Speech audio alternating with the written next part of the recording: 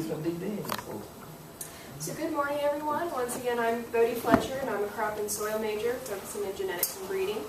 So how many of you like bananas? Did any of you have a banana this morning? No? Okay. Well, today I'm going to talk about the possibility of a world without bananas. So I'm going to play a quick snippet from a song. It comes up. Oops. This may be one that you've heard.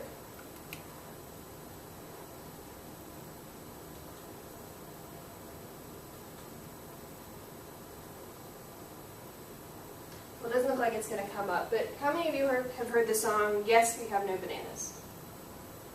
No? Okay. This is one that I have memories of my great-grandmother singing, but until recently I didn't know the history behind it. So I encourage you all to look it up after class. It was originally recorded in 1923, and the history behind it is that in the 20s, bananas became a shortage in the U.S. and other world markets, and continued through the 50s, and by the 50s, you could not find a banana in the U.S.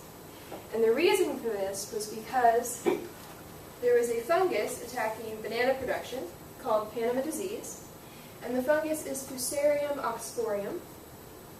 And what it does is it enters the banana plant through the root system, and it attacks their vascular system, causing yellowing of the stem and leaves, wilting, and basically destroys the plant. So this is the inside of the stem once the fungus is started, and eventually this whole stem will be brown.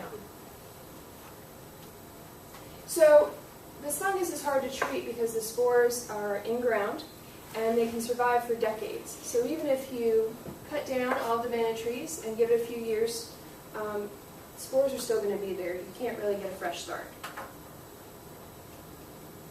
So this started again in the 1990s. They realized there was a new fungus strand starting. I'm going to go back.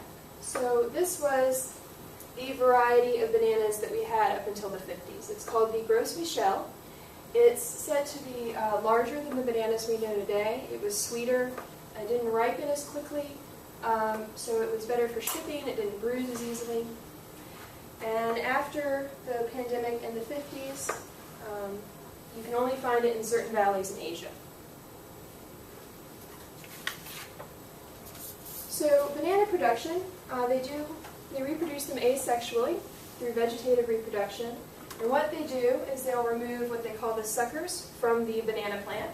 So here's the parent plant, and then they call these the suckers. They're basically just branches or shoots off of the original.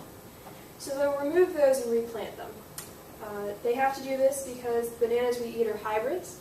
They have 3 sets of chromosomes, and because of this, they're sterile and can't reproduce sexually. So basically, all of our bananas are clones. They're all based off of a few original plants. So another reason we have to eat the hybrids is because when they reproduce in the wild sexually, they're filled with these hard black seeds. These are about the size of peas, and if you bite into them, they will crack your teeth. So if you think back to when you have eaten banana, you see those little black dots within them. Those are the sterile seeds. And again, that's one reason we have to reproduce them asexually.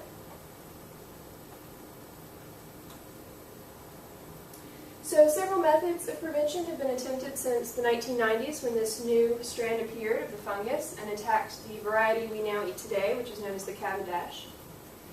So one method is the bagging of the fruits. So they'll take the bundles of bananas, as you can see in this picture, and they'll put bags over the bundles of bananas.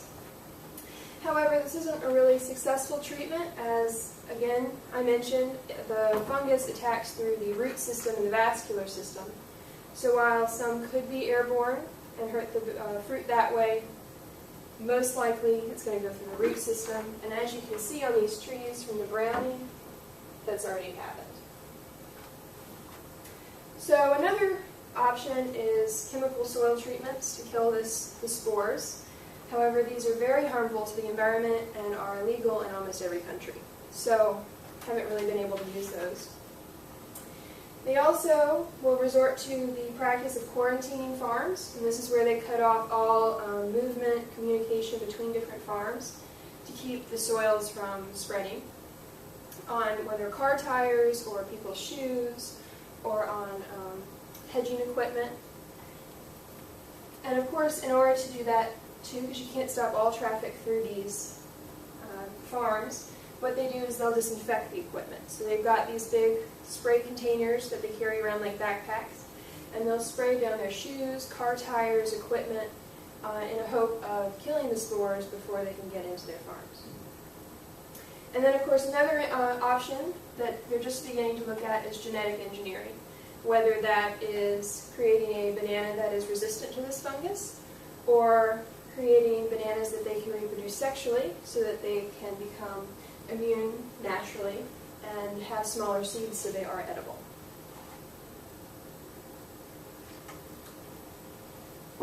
So bananas aren't the only ones to have problems with this throughout history. So I'm sure you all have heard of the Irish potato famine. This happened in the 1800s. And what happened was it was a fungus-like organism. It was actually a bacteria, but it had fungal properties. And it swept through Ireland's potato crops. And what it does is, if you look to the bottom picture, of course this is a healthy potato, and then this is the one that's been attacked by the fungus. And it begins to rot, becomes mushy, and it's said to give off a stench like a rotting corpse. So, if you can imagine, all the fields in Ireland were covered in these. This was their only food source, for the most part. And the reason this was so devastating, like the bananas, they reproduce them asexually. What they'll do is they will take the potato and they'll cut them into sections, making sure that they've got these little nodes on them, because that's where the new sprouts come from. And so all the potatoes they had were clones from the original few brought back by Columbus or other explorers.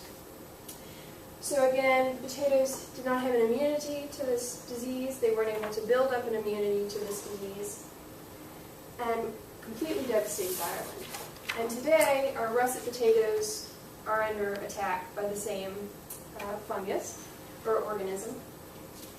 And russet potatoes are what we get our French fries, our potato chips, our baked potatoes. It's the majority of what we eat, potato-wise. And so again, farmers are trying to combat this with chemicals. They're trying to find new varieties, but so far, they're still having trouble with it.